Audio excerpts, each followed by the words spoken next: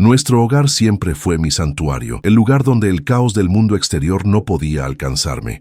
Cada pared, cada mueble, fue elegido a dedo, comprado con el sudor de años de trabajo en la ingeniería.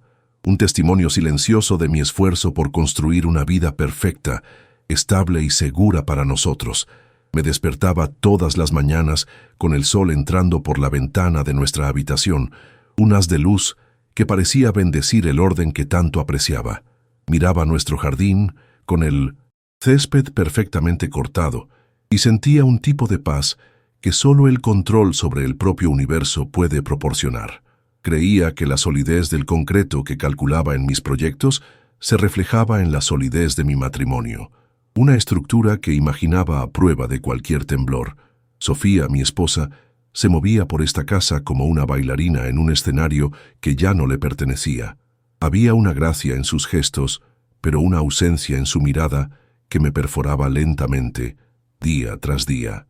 Me servía el café con una sonrisa que no alcanzaba sus ojos, un pequeño detalle que yo coleccionaba junto a tantos otros en un archivo mental de tristezas no dichas. Su cuerpo estaba allí, a mi lado, pero su esencia, su alma, parecía haber viajado a un lugar lejano, un lugar para el cual yo no tenía el mapa ni la invitación. Sentía su distancia en la forma en que su hombro se tensaba levemente cuando la tocaba, una microseñal de rechazo que mi corazón, terco, insistía en interpretar como cansancio. Si alguna vez has sentido la presencia de alguien transformarse en una ausencia, incluso cuando esa persona está sentada frente a ti, entiendes la agonía silenciosa que yo vivía. Quédate conmigo hasta el final, porque esta historia no es sobre el dolor del descubrimiento, sino sobre lo que hacemos con la verdad cuando finalmente nos encara, desnuda y cruel. Trata sobre la dignidad que encontramos en los escombros de lo que un día llamamos amor, y cómo a veces el silencio puede ser la respuesta más devastadora de todas, un poder que nace cuando todo lo demás nos ha sido arrebatado. Nuestra rutina matutina era una coreografía de silencios. El ruido de la cafetera expreso, el tintineo de las tazas de porcelana, el periódico que yo desdoblaba sobre la fría mesa de mármol. Antes, esos sonidos eran la banda sonora de conversaciones y risas. Ahora eran apenas ruido llenando el vacío. Le preguntaba sobre su día y ella respondía con monosílabos, sus ojos fijos en la pantalla del móvil que siempre se aseguraba de colocar boca abajo. Observaba sus dedos tecleando rápidamente, una sonrisa fugaz en sus labios para una broma que no era mía, para un mundo que no era nuestro. Me sentía un espectador en mi propia cocina. En mi trabajo encontraba refugio. La lógica de la ingeniería, la previsibilidad de las estructuras, la certeza de que cada cálculo llevaría a un resultado concreto y seguro. Me sumergía en proyectos complejos, diseñando puentes y edificios que prometían durar siglos, quizás como una forma de compensar la inestabilidad que comenzaba a sentir en mi propia vida. Mis colegas me veían como un profesional enfocado y metódico, y lo era. Pero esa dedicación excesiva también era una fuga, una manera de no estar en casa, de no tener que enfrentar el abismo creciente entre Sofía y yo. Construía mundos para otros mientras el mío propio se desmoronaba silenciosamente. Recuerdo cuando nos mudamos a esta casa. Sofía corría por las habitaciones vacías, su risa resonando y llenando cada rincón. Hablaba sobre los colores con los que pintaríamos las paredes, sobre los hijos que tal vez tendríamos, sobre el futuro que construiríamos juntos. En aquella época, su mirada era un libro abierto, y yo me sentía el hombre más afortunado del mundo por poder leerlo todos los días. Ahora sus ojos eran como ventanas cerradas de una casa abandonada, y yo pasaba mis días afuera, en el frío, intentando adivinar qué sucedía adentro, donde ya no era bienvenido. Su móvil se convirtió en una barrera invisible entre nosotros, aquel pequeño rectángulo de vidrio y metal, siempre presente, siempre boca abajo sobre la mesa de centro, sobre la encimera de la cocina, en la mesita de noche. Antes lo dejaba en cualquier lugar, abierto, sin importarle. Ahora parecía guardar secretos de estado. Nunca violé su privacidad, nunca intenté mirar. Mi respeto por ella, o quizás mi miedo a la verdad, era mayor, pero la presencia de aquel objeto, tratado con tanto cuidado y sigilo, era una afrenta constante, un recordatorio diario de que había una parte de su vida de la cual yo estaba siendo deliberadamente excluido. Nuestras conversaciones se volvieron puramente funcionales, una lista de tareas domésticas y obligaciones sociales. Hay que arreglar el grifo del baño de visitas. Venció la factura de la luz. Tenemos la cena en casa de mi madre el sábado.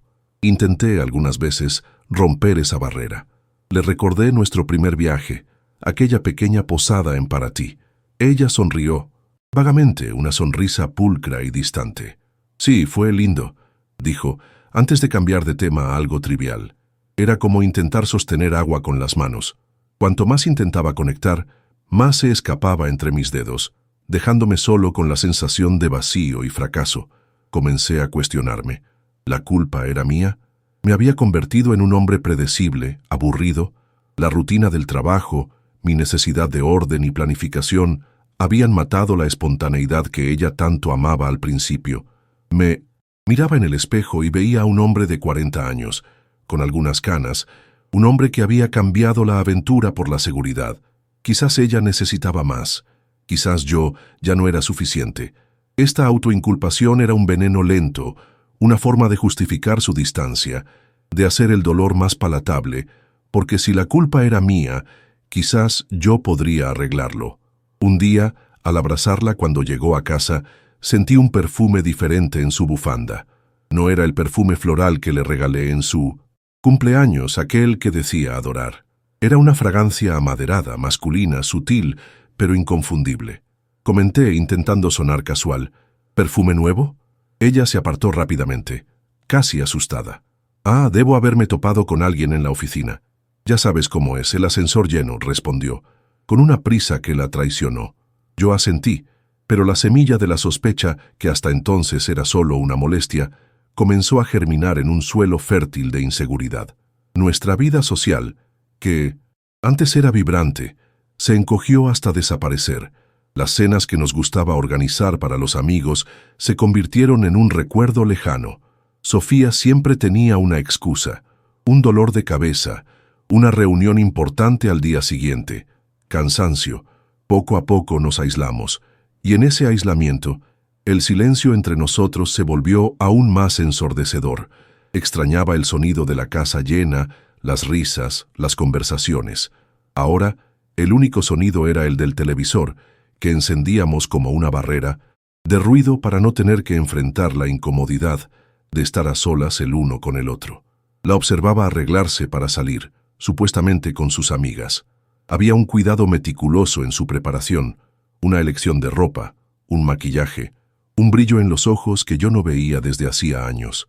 Era una energía que guardaba para el mundo exterior, mientras que para mí, dentro de casa, solo quedaba la versión exhausta y desinteresada de ella. El dolor de verla florecer para los demás mientras se marchitaba para mí era una forma de tortura silenciosa. Veía resurgir a la mujer de la que me enamoré, pero no estaba resurgiendo para mí. Era un espectáculo cruel al que me veía forzado a asistir desde la primera fila. Financieramente, nunca le negué nada. Siempre creí que mi papel como marido era proveer, garantizar que tuviera la vida cómoda que yo creía que merecía. Tenía acceso irrestricto a las cuentas, a las tarjetas. Yo veía esto como un gesto de confianza absoluta, un pilar de nuestro matrimonio. Pero últimamente, al revisar las facturas, veía gastos en lugares extraños, tiendas y restaurantes que no formaban parte de su rutina. Eran pequeñas cosas, pero sumadas, pintaban el cuadro de una vida paralela, una vida financiada por mí, pero vivida lejos de mí. La devaluación no era solo emocional, era práctica, concreta. Cuando sugerí que nos tomáramos unas vacaciones, solo nosotros dos, para reconectar, su reacción fue de un entusiasmo forzado y superficial. Claro, amor, óptima idea. Pero ahora es imposible. El trabajo es una locura, decía, con una excusa lista en la punta de la lengua. Los planes siempre se posponían, empujados hacia un futuro que yo comenzaba a sospechar que nunca llegaría. Su abandono no era un acto único y dramático, sino un proceso lento y continuo. Una sucesión de pequeños rechazos que, juntos, equivalían a una partida definitiva, aunque ella todavía durmiera a mi lado. Me aferraba a la negación como un náufrago se agarra a un trozo de madera. Era solo una fase, me repetía a mí mismo. Los matrimonios son así, olas de cercanía y distancia. Ella está estresada. Yo estoy trabajando demasiado. Encontraba 1000 justificaciones para no tener que encarar la verdad más simple y dolorosa. Ella ya no me amaba. Admitir eso sería como firmar el certificado de defunción de todo lo que había construido, de todo en lo que creía. Y yo todavía no estaba listo para dejar que mi mundo se derrumbara. Prefería vivir en una mentira cómoda a enfrentar una verdad devastadora. La prueba más concreta, aunque circunstancial, llegó en forma de un recibo de papel arrugado que encontré en el bolsillo de uno de sus abrigos. Una cena para 2 personas en un restaurante caro y romántico, al otro lado de la ciudad, en una noche en la que me dijo que se quedaría hasta tarde en la oficina para terminar un proyecto urgente. Cuando la confronté con el corazón en la mano, ella rió, una risa nerviosa y desdeñosa. «Vaya, ¿ahora me estás vigilando?» Fue una cena con un cliente. Necesitaba cerrar el contrato. La facilidad con la que la mentira salió de sus labios me heló el alma. No insistí. Simplemente guardé el recibo y la certeza que traía consigo. La ausencia de intimidad física era el síntoma final de la enfermedad que consumía nuestro matrimonio. No se trataba solo de sexo, sino de la falta de cualquier contacto, de un abrazo espontáneo, de un beso de buenas noches que no fuera solo un roce de labios fríos. La cama, antes un lugar de unión y confort, se convirtió en un territorio vasto y helado, con un océano de distancia entre nosotros. Me acostaba por la noche, sintiendo el calor de mi propio cuerpo a un lado del colchón y el frío del espacio vacío de ella en el otro. Ella siempre se giraba de espaldas, creando una barrera física que reflejaba la barrera emocional que ya existía desde hacía tanto tiempo. La soledad dentro del matrimonio es uno de los dolores más agudos que un ser humano puede experimentar. Es la sensación de ser invisible para la única persona que querías que te viera. Estaba rodeado de una vida que parecía perfecta por fuera, la casa bonita, la carrera exitosa, la esposa elegante, pero por dentro estaba completamente solo. Me sentía como un actor en una obra de teatro, desempeñando el papel de marido feliz, mientras entre bastidores mi alma se deshacía en un silencio angustiante y profundo, esperando que el telón finalmente cayera. Comencé a verme a través de sus ojos, o al menos por lo que imaginaba que eran sus ojos, un hombre bueno pero predecible, un proveedor confiable, un mueble cómodo y familiar en la casa que yo mismo diseñé y construí con tanto orgullo. Mi identidad estaba tan entrelazada con la de marido de Sofía, el protector, el pilar de la familia, que la idea de que ese papel se estuviera convirtiendo en una farsa me aterraba. Si yo no era eso, ¿quién era? El miedo a perder no solo a ella, sino a mí mismo, me mantenía paralizado. Aquella noche, sentado solo en mi despacho, la casa en un silencio opresor, sentí un cambio en el aire. Ya no era solo una sospecha o una tristeza, era una certeza fría y pesada que se instaló en mi pecho. La paz que tanto me esforcé por construir era una ilusión y la estructura de mi matrimonio estaba a punto de colapsar. No sabía cómo ni cuándo, pero sentía que el suelo bajo mis pies estaba por abrirse. Y por primera vez, en lugar de miedo, sentí una extraña calma, la resignación de quien sabe que la tormenta inevitable finalmente está llegando. El cambio llegó un martes lluvioso, un día gris que combinaba perfectamente con el estado de mi alma. Estaba buscando un documento antiguo en la impresora de nuestro despacho, un contrato de un proyecto finalizado, cuando vi el papel olvidado en la bandeja de salida. Era un correo electrónico impreso. El título era «Confirmación de reserva, su viaje de ensueño a México». Mi corazón se detuvo. Por un instante, una chispa de esperanza absurda se encendió. Quizás era una sorpresa para nosotros. Pero entonces leí los nombres. Sofía, y a su lado, un nombre masculino que nunca había visto en mi vida. La reserva era para un camarote con balcón en un crucero de lujo, con embarque en 2 semanas. Los detalles eran nauseabundamente precisos, desde el número de vuelo hasta el itinerario por las islas caribeñas. El primer impacto fue físico. Sentí que la sangre huía de mi rostro. Un zumbido agudo llenó mis oídos y el suelo pareció inclinarse bajo mis pies. Tuve que apoyarme en la mesa para no caer. Leí y releí el documento decenas de veces, como si la repetición pudiera cambiar las palabras impresas en tinta negra. Cada detalle, la fecha del embarque, la duración del viaje, la descripción de la experiencia romántica, era un golpe directo en mi pecho. La realidad de la traición ya no era una sospecha nebulosa, era un hecho concreto, documentado, impreso en papel A4. El mundo que yo conocía, la vida que creía tener, simplemente dejó de existir en ese momento. Con las manos temblorosas accedí a la aplicación del banco en mi móvil. Ya sabía lo que encontraría, pero necesitaba verlo. Allí estaba, en la factura de la tarjeta de crédito adicional que ella usaba, el débito del valor total del crucero. Un valor exorbitante pagado sin dudarlo. Su viaje, su escapada romántica con su amante, estaba siendo financiado por mí. La humillación me golpeó con la fuerza de un puñetazo. No era solo una traición del corazón, era una explotación fría y calculadora. Yo era el proveedor, el facilitador involuntario de mi propia desgracia. La confianza que había depositado en ella se había convertido en billetes de avión y noches de lujo para ella y otro hombre. De repente, el rompecabezas se armó en mi mente con una claridad terrible. Las noches en que ella trabajó hasta tarde, los viajes de fin de semana con las amigas, las excusas vagas para su ausencia. Todo era mentira. Cada pieza encajaba perfectamente en la narrativa de su doble vida. Me sentí un idiota, un tonto ciego que caminaba feliz por un campo minado. El dolor de la infidelidad era inmenso, pero la vergüenza de haber sido tan fácilmente engañado era aún peor.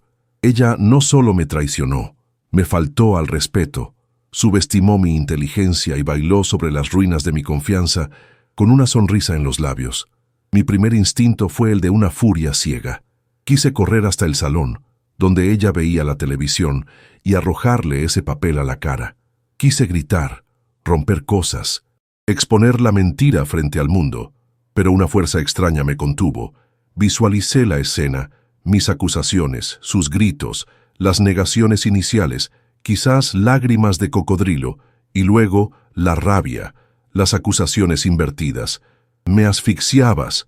Nuestro matrimonio ya se había acabado, diría ella. Al final, yo sería solo el marido traicionado e histérico, y ella, de alguna manera, encontraría la forma de victimizarse. Y me di cuenta, con una lucidez aterradora, de que una explosión de rabia le daría exactamente lo que quería. Un motivo, un drama, una salida fácil. La rabia inicial comenzó a disiparse, dando paso a un dolor frío y pesado que se alojó en el fondo de mi alma.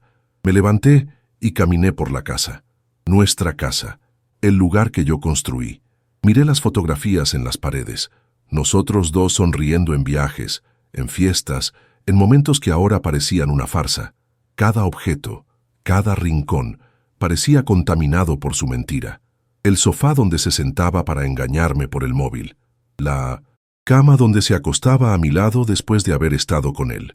Mi santuario se había convertido en el escenario de un crimen emocional, y yo era la única víctima que no lo sabía. Aquella noche, durante la cena, la observé. Hablaba con una animación que no veía desde hacía mucho tiempo, describiendo los planes para un retiro de yoga con las amigas que había ganado en un sorteo del trabajo. La fecha del retiro, claro, coincidía perfectamente con la fecha del crucero. La naturalidad con la que mentía mirándome a los ojos era de una psicopatía aterradora. Yo solo asentí, con una sonrisa mínima en los labios, representando mi papel de marido ingenuo.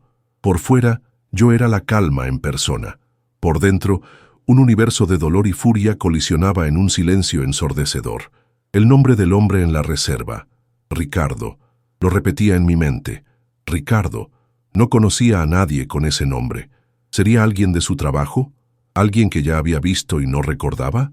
Su identidad no importaba y, al mismo tiempo, importaba todo. No era un rival conocido. un enemigo que pudiera dimensionar. Era un fantasma, un desconocido que había invadido mi vida y robado lo que era mío. Y esa invisibilidad lo hacía aún más poderoso, porque representaba lo desconocido, el secreto, todo aquello que Sofía eligió y que yo no era. Pasé la noche en vela, encerrado en mi despacho, con la confirmación de la reserva sobre la mesa, iluminada solo por la tenue luz de la lámpara. Aquel papel era el certificado de función de mi matrimonio. Repasé toda nuestra historia, desde el día en que nos conocimos buscando señales, banderas rojas que ignoré. La verdad es que las señales estaban todas allí. La distancia, la frialdad, el móvil secreto. Las vi, pero elegí no verlas. Mi necesidad de mantener la paz, de creer en la estabilidad que yo creé, fue la venda que me cegó a la realidad que se desarrollaba justo frente a mí. El dolor de la traición es multifacético, como un prisma que refleja diferentes tipos de sufrimiento. Estaba el dolor de la pérdida del amor y la complicidad. Estaba el dolor de la humillación financiera, de ser usado como un cajero automático. Pero el dolor más profundo, el que cortaba más hondo, era el dolor de ser subestimado. Sofía no me veía como un compañero igual, sino como un obstáculo conveniente, un hombre tan predecible y seguro de sí mismo que jamás sospecharía.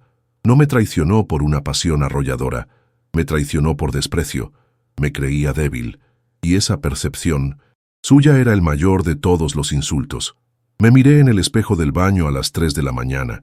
El rostro que me devolvió la mirada estaba devastado, ojos hundidos, la piel pálida, una expresión de agotamiento que iba más allá del cansancio físico. Me sentí un fracasado.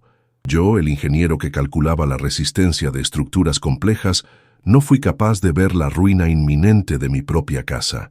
Dediqué mi vida a construir un futuro seguro para nosotros, y en el proceso me volví tan enfocado en los cimientos que no me di cuenta de que las paredes internas estaban podridas, corroídas por mentiras y secretos. La culpa, aún sabiendo que la responsabilidad era suya, todavía me acechaba. En los días siguientes comencé a ver todo con una claridad dolorosa. La maleta nueva, de marca que compró la semana pasada. A la mía se le rompió la ruedita, amor, dijo con una naturalidad desconcertante.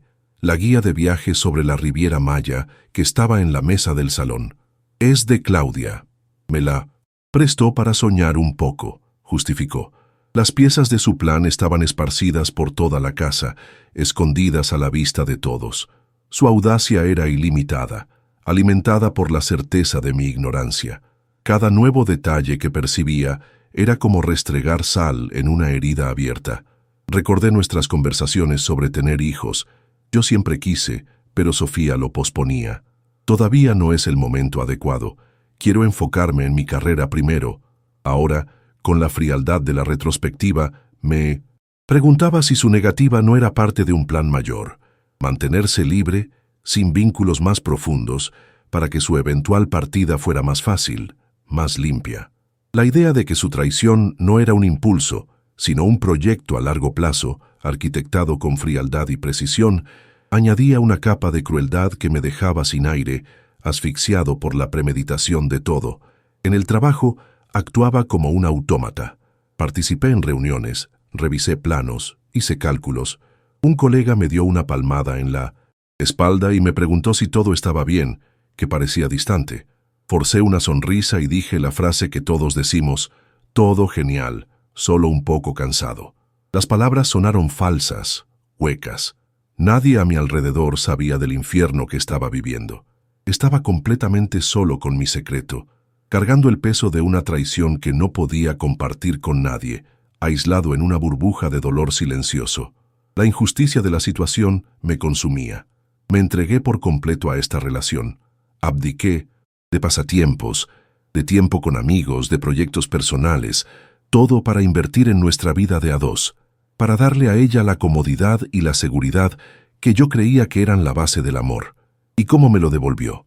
Usando la estructura que yo construí como plataforma de lanzamiento para su nueva vida, usando mi dinero para financiar los recuerdos que crearía con otro hombre. Era un robo, no solo de bienes materiales, sino de tiempo, de dedicación, de años de mi vida que jamás podría recuperar. La barrera que construí alrededor de mi dolor finalmente cedió. Iba conduciendo a casa después del trabajo cuando tuve que orillar el coche en una calle desierta. El llanto vino sin previo aviso, un sollozo profundo, gutural, que me desgarró el pecho. No eran lágrimas de autocompasión, sino de puro y abrumador dolor. Lloré por la pérdida del amor, por la destrucción de mi confianza, por el hombre que era antes de descubrir la verdad. Me quedé allí, solo en la oscuridad, dejando que la tristeza me inundara por completo, sabiendo que necesitaba hundirme hasta el fondo para poder, quizás algún día, volver a la superficie. Mientras el dolor disminuía, imágenes comenzaron a formarse en mi mente. Imágenes de ella y él en el crucero. Los veía riendo en la cubierta, de la mano mientras el barco zarpaba. Los veía cenando a la luz de las velas, bailando bajo las estrellas. Los veía en el camarote que yo pagué. Me forcé a visualizar cada detalle, cada sonrisa, cada beso. Era una forma de masoquismo, una manera de acostumbrarme a la peor imagen posible, de hacer la traición tan real y tan vívida que perdiera su poder de sorprenderme. Necesitaba encarar al monstruo de frente para que dejara de atormentarme. Un viejo recuerdo me vino a la mente, de una pelea tonta que tuvimos años atrás. Sofía me dijo con un toque de irritación en la voz: «El problema, Miguel, es que eres demasiado seguro, demasiado predecible». En ese momento, no entendí lo que quiso decir. Yo veía mi estabilidad como una virtud, un regalo que le daba. Ahora lo entendía. Para ella, mi seguridad no era un puerto, era una jaula. Mi previsibilidad no era confort, era aburrimiento. Y ella, en algún momento, decidió que necesitaba huir, y yo, el guardián de la jaula, fui el último en saberlo. Movido por un impulso final, volví a casa y abrí el portátil que compartíamos. El historial de búsqueda contaba la historia completa de los últimos meses. Mejores cruceros románticos, hoteles para parejas, en Cancún. Cómo mantener una relación en secreto. La premeditación era innegable. No fue un error, un desliz. Fue un plan meticulosamente elaborado, investigado y ejecutado. Me estaba traicionando no solo en sus actos, sino en sus pensamientos, en sus intenciones, durante un largo, largo tiempo. La profundidad del engaño era abismal. Miré de nuevo la confirmación de la reserva sobre la mesa. El dolor todavía estaba allí, una brasa viva en mi pecho, pero algo había cambiado. La niebla de confusión, autocompasión y rabia ciega comenzó a disiparse, dando lugar a una claridad helada y afilada. La humillación que sentía se estaba transformando en otra cosa, algo más duro, más enfocado. El dolor me rompió, pero entre los escombros comencé a ver una oportunidad. Ella creía que yo era débil y predecible, me subestimó, y en ese error de cálculo suyo encontré el camino. El sufrimiento silencioso estaba a punto de dar paso a una acción silenciosa. El dolor, en su forma más pura, tiene un efecto transformador. Me rompió en 1000 pedazos, pero cuando el polvo se asentó, vi el mundo con una claridad que nunca antes tuve. La rabia dio paso a una resolución fría e inquebrantable. Confrontarla en casa sería ceder al caos, al drama que probablemente esperaba. Mi giro no sería un acto de venganza, sino de restauración. No iba a destruir su mundo, iba a forzarla a verse a sí misma, a confrontar el reflejo de sus propias acciones en el espejo de mi dignidad. El plan que se formó en mi mente no nació del odio, sino de una necesidad profunda de reescribir el final de esta historia, de ser el autor de mi propia liberación. El primer paso fue un acto de soberanía silenciosa. Me senté en mi despacho, el mismo lugar donde el dolor me consumió, y abrí mi portátil. Con una calma que me sorprendió, accedí al sitio web de la compañía de cruceros. Encontré el mismo viaje, el mismo barco. Había un pequeño camarote individual disponible. Usé una tarjeta de crédito personal, de una cuenta que mantenía separada para inversiones, un pequeño secreto financiero que, irónicamente, se convirtió en mi herramienta de emancipación. Hacer clic en confirmar fue como firmar mi propia declaración de independencia. Ya no estaba reaccionando a su plan, Estaba ejecutando el mío. Las 2 semanas siguientes fueron la prueba suprema de mi autocontrol. Me convertí en el actor perfecto en el teatro de nuestro matrimonio. Le ayudé a elegir ropa para el retiro. Escuché sus planes detallados sobre las clases de meditación. Incluso la ayudé a cerrar la cremallera de la maleta nueva que compró con mi dinero. Cada sonrisa que le daba, cada gesto de normalidad, era un acto de guerra silenciosa. Ella veía mi comportamiento como la confirmación de su superioridad, de lo fácil que era engañarme. Mal sabía ella que mi calma no era ignorancia, sino el silencio de un depredador esperando el momento adecuado para revelarse. Hubo una escena que se grabó en mi memoria. La observé doblando un vestido de seda rojo, una prenda cara que le había regalado, y colocándolo cuidadosamente en la maleta. Sus ojos brillaban de emoción. Su rostro estaba iluminado por una alegría que no era para mí. En ese momento no sentí rabia. Sentí un luto profundo. Estaba de luto por la mujer que amé, o por la mujer que pensé que era. Me estaba despidiendo de la ilusión, aceptando que la persona frente a mí era una extraña, y que mi vida con ella había, de hecho, terminado. El dolor era real, pero la aceptación me dio fuerza. Mi propia maleta fue hecha en secreto, en medio de la noche, dentro de mi despacho cerrado con llave. A diferencia de su equipaje, lleno de ropa de fiesta y bikinis, el mío era espartano. Algunas camisas, un par de pantalones, un libro. Cada artículo fue elegido con un propósito. No era un equipaje de vacaciones, sino el kit de un hombre que iba a una reunión de la que dependía su futuro. La diferencia entre nuestras preparaciones era el resumen de todo. Ella se preparaba para una fantasía fugaz, financiada por una mentira. Yo me preparaba para la realidad, dura y liberadora, que vendría después. En paralelo, comencé a organizar mi nueva vida. Tuve una reunión discreta con un abogado de divorcios, uno de los mejores de la ciudad. Le expliqué la situación con la misma calma con la que compré el billete. Me escuchó, impresionado por mi falta de histeria. Organicé mis documentos financieros, separé lo que era mío antes del matrimonio, lo que era nuestro. Estaba construyendo el arca antes del diluvio.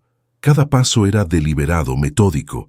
No solo estaba planeando una confrontación, estaba planeando el primer día del resto de mi vida, una vida que sería enteramente mía. Hubo momentos de debilidad, noches en que la duda me asaltaba. Podría simplemente dejarla ir. Podría empacar mis cosas y desaparecer. Sería más fácil, menos doloroso. Pero sabía que huir sería una derrota. Sería permitir que su narrativa prevaleciera, la de que yo era el marido pasivo y ciego que fue abandonado. No lo estaba haciendo por ella ni por su amante. Lo estaba haciendo por mí, por el hombre que se miraba en el espejo y necesitaba ver respeto propio, no la imagen de una víctima. Necesitaba ser el punto final de esta frase y no los puntos suspensivos. La noche antes de su viaje, Sofía estaba extrañamente cariñosa. Quizás era la culpa manifestándose de forma perversa. Alquiló una película que sabíamos que me gustaba, hizo palomitas, incluso apoyó la cabeza en mi hombro en el sofá. Era una macabra actuación de normalidad. Cada toque suyo parecía quemar mi piel. Continué actuando, respondiendo con la misma tranquilidad que la engañó durante semanas. Mi serenidad, sin embargo, tenía un peso, una densidad que ella, en su euforia egoísta, fue incapaz de percibir. Pensaba que tenía el control cuando en realidad ya era una marioneta en mi escenario. La mañana de la partida fue surrealista. El sol brillaba, el cielo estaba despejado. Un día hermoso para el fin de un mundo. La llevé al aeropuerto como siempre había hecho. Cargué sus maletas. En la puerta de embarque se dio la vuelta y me dio un beso rápido, superficial. «Te veo en una semana, amor. Te echaré de menos», dijo, la mentira escurriendo de sus labios con una facilidad impresionante.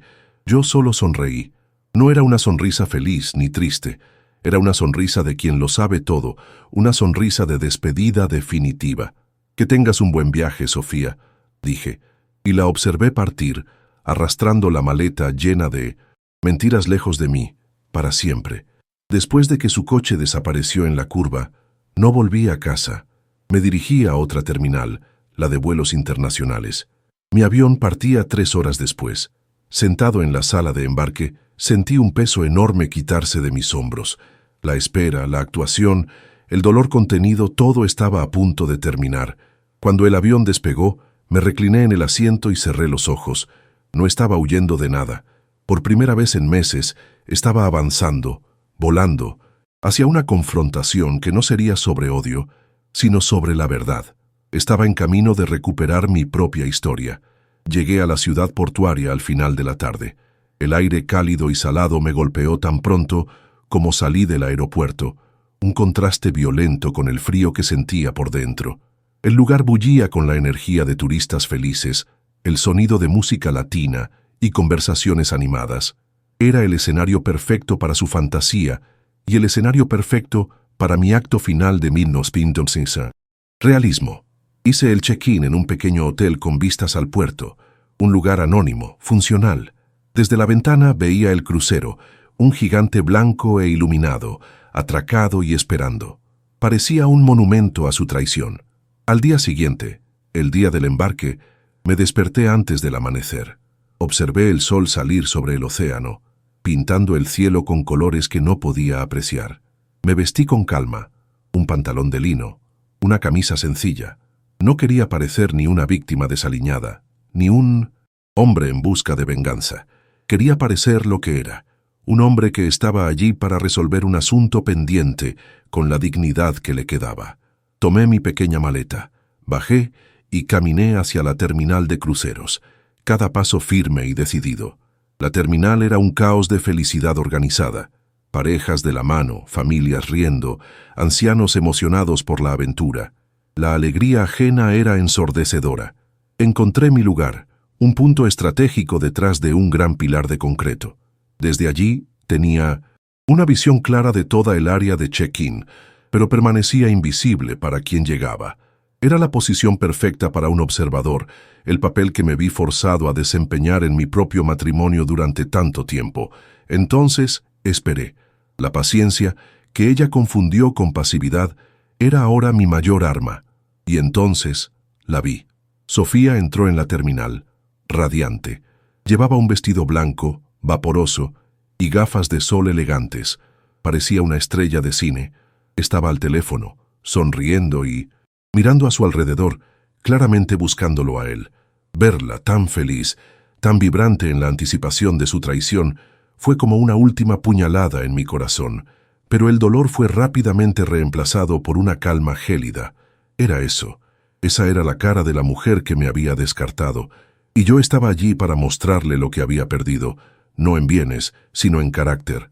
El amante apareció. Era más joven, con un aire de confianza en sí mismo y un bronceado de quien tiene mucho tiempo libre. Sétimos. Abrazaron y se besaron allí mismo, en medio de cientos de personas. No fue un beso discreto. Fue un beso de pasión, de posesión, un beso que era una declaración, y yo lo observé todo, sin parpadear. El ingeniero metódico dentro de mí registró cada detalle, cada toque, cada sonrisa cómplice. Ya no estaba sintiendo, solo estaba observando, recopilando la prueba final, la imagen que sellaría el fin y justificaría cada paso que di para llegar hasta allí. El momento llegó. Después del beso, ella le dijo algo al oído riendo. Dio un paso hacia atrás, girándose para tomar el asa de su maleta de ruedas, y en ese movimiento, en ese giro de 180 grados, su mundo colisionó con el mío. Sus ojos, todavía brillantes de alegría, encontraron los míos. Yo había salido de detrás del pilar.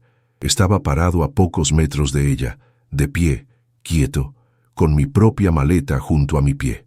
El tiempo pareció congelarse. El ruido de la terminal se convirtió en un zumbido distante. La transformación en su rostro fue instantánea y brutal. La sonrisa se deshizo, como si fuera de cristal. El color desapareció de sus mejillas, dejando atrás una palidez mortal. Sus ojos se abrieron de par en par, primero en confusión, luego en un horror que lentamente se transformaba en pánico. Miró de mí al amante, que aún no había entendido la escena, y de vuelta a mí. En aquel silencio que se extendió por una eternidad entre nosotros, la vi desmoronarse por dentro. Toda su confianza, su arrogancia, su certeza, todo se deshizo bajo el peso de mi mirada tranquila. No me moví, no grité, no hice una escena, simplemente me quedé allí, siendo una presencia innegable e imposible. Dejé que el silencio hiciera el trabajo. El poder de mi presencia allí, en ese lugar, en ese exacto momento, era más devastador que cualquier palabra de acusación que pudiera proferir. Yo era el fantasma en su banquete, el espejo que no podía evitar. Mi silencio lo decía todo. Lo sé, siempre lo supe. Tu farsa ha terminado. Y la observé ahogarse en su propia mentira sin extenderle la mano. Finalmente, rompí el silencio. Mi voz salió firme, sin temblor, audible solo para ella y para el hombre a su lado. No lo miré a él. Mis ojos estaban fijos en los de ella, aprisionándola en su lugar. Levanté ligeramente la mano que sostenía mi propio billete de embarque, un pequeño gesto que cargaba el peso de una sentencia. Y entonces dije las palabras que había ensayado en mi mente durante 2 semanas. Yo también necesitaba unas vacaciones. La frase, tan simple y mundana, la golpeó con la fuerza de una explosión. El impacto de aquellas palabras fue cataclísmico.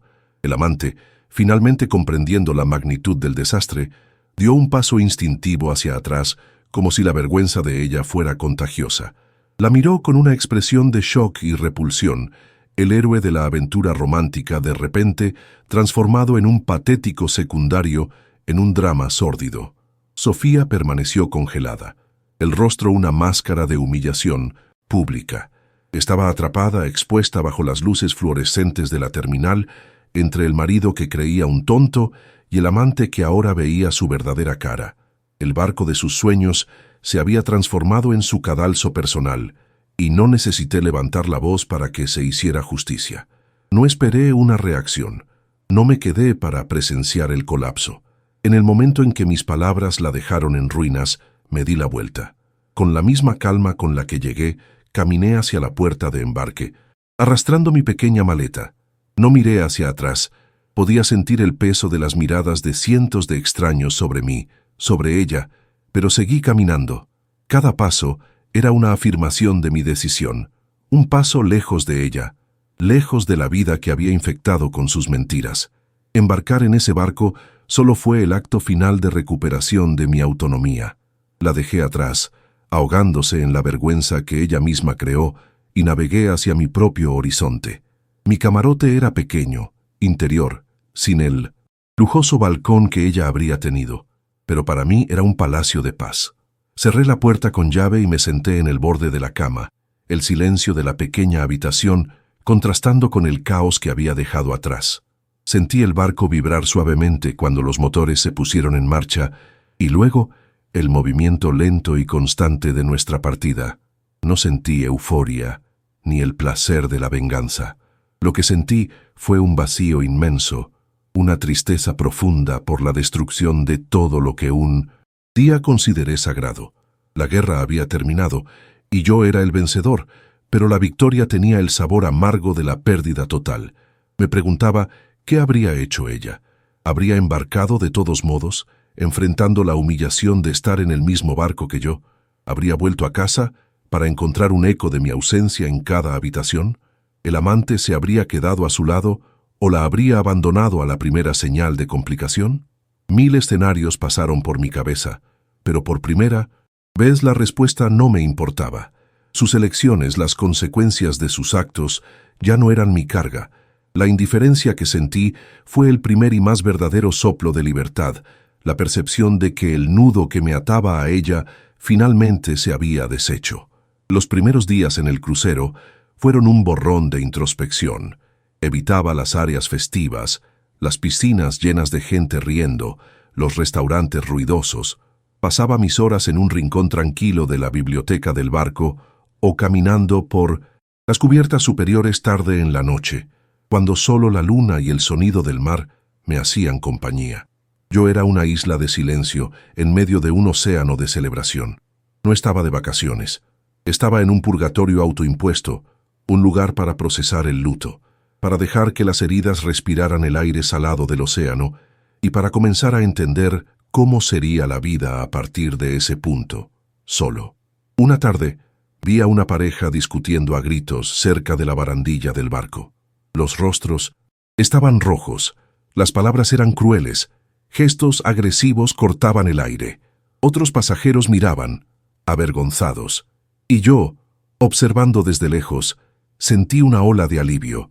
Recordé las discusiones que podríamos haber tenido, los platos que podrían haberse roto, la fealdad que podría haber emergido, y tuve la certeza de que mi camino, el del silencio, el de la acción calculada, había sido el correcto. Había elegido la dignidad en lugar del drama, su implosión moral en lugar de nuestra destrucción. Mutua. No necesité gritar para ser escuchado. Lentamente comencé a emerger de mi niebla de dolor. Empecé a notar las pequeñas cosas a mi alrededor, la forma en que el sol de la tarde doraba la espuma de las olas, el sabor de una fruta tropical fresca en el desayuno, la melodía suave tocada por un pianista en el salón. Eran detalles sensoriales que mi angustia había bloqueado. Era mi cerebro, mi corazón, diciéndome que, a pesar de todo, la vida continuaba, que todavía había belleza en el mundo, una belleza que no dependía de otra persona para existir. Era yo, reaprendiendo a habitar mi propio cuerpo, a ser el único dueño de mis sentidos. Mi móvil, que mantenía en modo avión, lo encendí por un breve momento para revisar un correo electrónico del trabajo. Inmediatamente llegó una avalancha de notificaciones, decenas de mensajes de Sofía, innumerables llamadas perdidas. Su nombre parpadeaba en la pantalla, insistente, desesperado. No leí una sola palabra. No sentí curiosidad ni rabia. Sentí solo el deseo de paz. Con un gesto simple y definitivo, abrí sus contactos y presioné bloquear. Fue como cerrar una puerta pesada y ruidosa, dejando el caos afuera. El silencio que siguió fue la confirmación de mi libertad recién conquistada. Durante el resto del viaje, me permití reflexionar sobre nuestro matrimonio sin la amargura de la traición reciente. Recordé el comienzo, la pasión, las risas, los sueños que compartimos. Reconocí que hubo amor allí, un día. No era mi objetivo, borrar nuestro pasado o demonizarla por completo. Mi objetivo era entender cómo algo tan bueno pudo deteriorarse tanto. La aceptación de que el amor puede morir, de que las personas pueden cambiar para peor, fue una lección dolorosa, pero necesaria. Estaba guardando nuestra historia en una caja, no para olvidarla, sino para guardarla en un lugar donde ya no pudiera herirme. Al desembarcar, no tomé un taxi a casa. Nuestra casa ya no era mi hogar. Días antes, había contratado discretamente a una empresa de mudanzas. Mientras yo estaba en el mar, fueron a la casa y retiraron mis pertenencias personales, mi ropa, mis libros, mis herramientas. Todo fue llevado a un depósito. Desde el puerto, fui directamente a un apartamento amueblado que alquilé por internet en un barrio donde no teníamos recuerdos. Entrar en ese espacio impersonal y anónimo fue como nacer de nuevo. Era un lienzo en blanco y por primera vez en mucho tiempo yo era el único artista con el pincel en la mano. El proceso de divorcio fue rápido y clínico. Mi abogado, siguiendo mis instrucciones, fue implacable pero justo. Presentamos las pruebas de la traición y del desvío financiero, no por venganza, sino para garantizar que la división de bienes fuera equitativa. Sofía intentó de todo. Llamó a mis padres, a mis amigos, envió correos electrónicos largos y suplicantes, pero me mantuve firme en mi decisión. Toda la comunicación se haría a través de los abogados. Mi silencio, que antes era una estrategia, ahora era mi armadura. No le daría ninguna brecha más, ninguna oportunidad para la manipulación emocional. Me enteré, por un informe de mi abogado, de lo que sucedió en la terminal. Ella no embarcó. El amante, al parecer, desapareció tan pronto como se dio cuenta de la complejidad de la situación, dejándola sola con las maletas y la vergüenza. Volvió a casa, la casa que habíamos construido juntos, solo para encontrarla medio vacía, silenciosa, despojada de cualquier vestigio de mi presencia. Su fantasía se desmoronó en el punto de partida y se vio forzada a enfrentar las consecuencias de sus elecciones en un escenario de abandono que ella misma creó, un espejo perfecto de lo que me hizo sentir. La reconstrucción de mi vida fue un proceso lento, hecho de pequeños actos de redescubrimiento. Reconecté con amigos de los que mi matrimonio me había alejado. Volví a navegar, una antigua pasión que había abandonado porque a Sofía le parecía aburrido. Los fines de semana, en lugar de cuidar el jardín, perfecto de una casa que ya no era mía, sentía el viento en la cara y el timón firme en mis manos, controlando mi propio rumbo. Estaba aprendiendo a disfrutar de mi propia compañía, a encontrar plenitud en mí mismo, no en la validación de otra persona. Meses después, encontré a un amigo en común en un café. Dudó, pero acabó contándome sobre Sofía. Dijo que estaba irreconocible, que había perdido el trabajo, se había alejado de todos, consumida por una depresión y un arrepentimiento que la paralizaban. Sentí un destello de compasión, el dolor fantasma de un amor que un día fue real. Pero fue solo eso, un destello. La empatía no se transformó en responsabilidad. Su camino era suyo, y yo no podía, y no iba a, salvarla de sí misma. Mi trabajo era salvarme a mí mismo, y esa obra todavía estaba en progreso. La venta de la casa fue el último ritual de exorcismo. Firmar aquellos papeles fue como cortar la última ancla que me ataba al pasado. El dinero, mi parte, no fue usado para comprar otra propiedad, sino para darme libertad. Invertí una parte, pero usé el resto para viajar, para vivir experiencias que siempre había pospuesto. Ya no quería construir estructuras de concreto, quería construir un cimiento de recuerdos que fueran exclusivamente míos, que nadie pudiera robar o corromper. La estabilidad que tanto buscaba no estaba en las paredes, sino dentro de mí. Mis viajes me llevaron a lugares donde el silencio era el idioma principal. Las montañas de la Patagonia, las costas remotas de Escocia. No estaba huyendo, me estaba encontrando.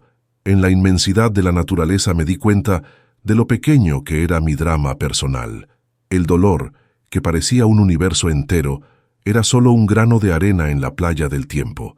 Estaba aprendiendo a ser Miguel de nuevo. No el marido, no el ingeniero, no la víctima, solo Miguel. Un hombre con fallos, con cicatrices, pero un hombre íntegro por sí mismo.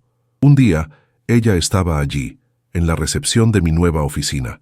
No sé cómo me encontró.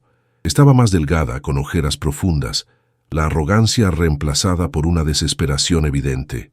Lloró, pidió perdón, dijo que cometió el mayor error de su vida, que me amaba, que haría cualquier cosa por tener una segunda oportunidad.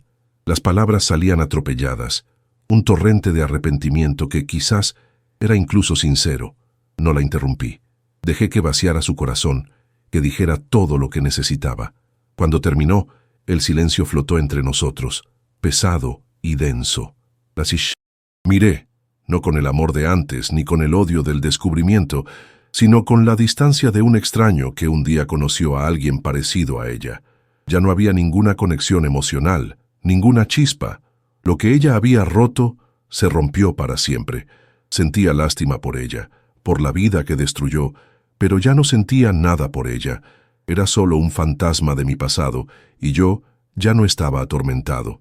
Respiré hondo y dije las palabras que sellaron nuestro destino, con una voz tranquila y sin resquicios de dolor.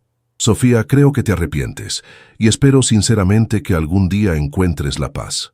Hice una pausa, mirándola directamente a los ojos para que entendiera el peso de lo que vendría a continuación. Pero mi paz ya no es negociable. No puedo volver. El hombre al que traicionaste ya no existe. No era un castigo, era una constatación, una verdad tan sólida como los cimientos que solía diseñar. Me levanté y la acompañé hasta la puerta del despacho. La abrí para ella, un último gesto de una cortesía que era en realidad una despedida final. Me miró una última vez, los ojos llenos de una súplica que no encontró eco en mí, y se fue. Cerré la puerta suavemente, y el clic de la cerradura fue el sonido más liberador que jamás he oído. Volví a mi escritorio sin sentirme victorioso ni vengado. Me sentí solo y finalmente en paz. La tormenta había pasado y mi estructura, aunque remendada, permanecía en pie. Hoy estoy sentado a la orilla de un lago. El sol poniente pinta el agua con tonos de naranja y púrpura. No siento una felicidad eufórica de esas de película. Siento algo más profundo, más duradero, contentamiento. Las cicatrices de la traición de Sofía todavía existen, pero ya no duelen. Son parte de mí, un recordatorio de mi propia resiliencia. Aprendí que la mayor fuerza no está en evitar que las tormentas nos golpeen, sino en construir algo dentro de nosotros que sea lo suficientemente sólido para no desmoronarse cuando lleguen. Mi dignidad es la estructura que quedó y fue construida para durar.